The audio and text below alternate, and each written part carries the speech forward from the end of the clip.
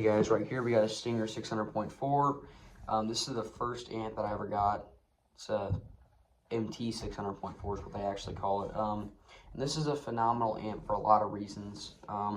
It has 4 channels, so you can have a left and a right if you're using it for door speakers. Or you could use it for door speakers and subs, because it's got a remote bass knob right there. I mean, both those things could be seen as pros and cons depending on how you look at it. But this is going to be primarily a door speaker amp. But there are lots of subs that work good on it. For example, I had a DDX12 on it that thumped it down, son. We're going to be putting about 750 max off of both these channels at 4 ohms and 500 watts RMS off both these channels for 4 ohms. So like a DDX12 or a Sundown 1000 watt 4 ohm, American Bass makes one, Def Bonds makes one. There are lots of good subs around that option, so you're going to be wanting to have like a, depending on which sub you get, they're all different, of 33 hertz to about a 36 hertz, and at least 3.5 cubic foot of volume. The box that I made was a 24 by 14 by 14.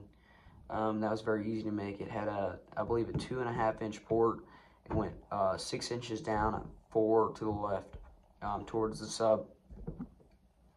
It was on the,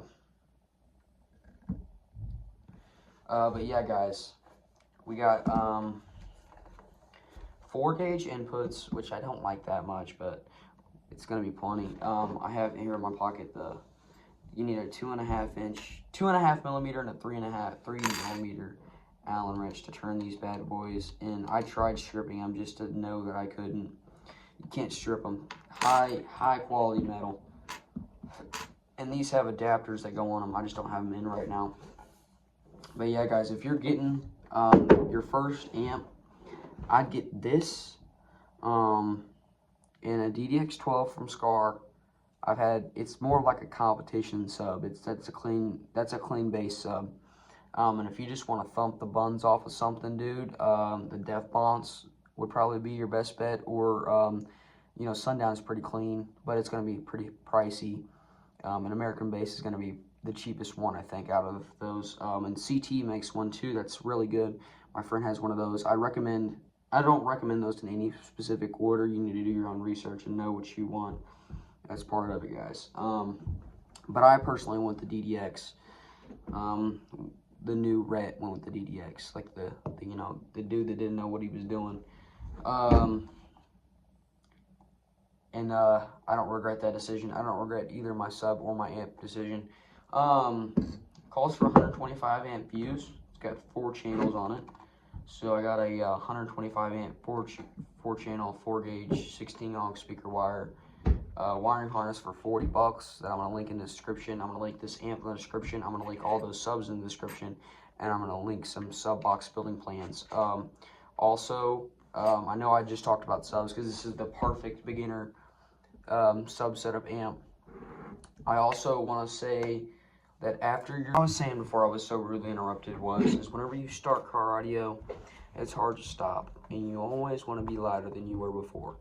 And so trust me and get this amp because it's a good amp to learn on. You won't mess it up. I've done lots of bad stuff with this amp you're not supposed to do. Lots of I think my sister's bouncing a basketball in the house. Get this as a safety. So whenever you want more boom boom, you get a bigger amp and it goes boom boom boom boom.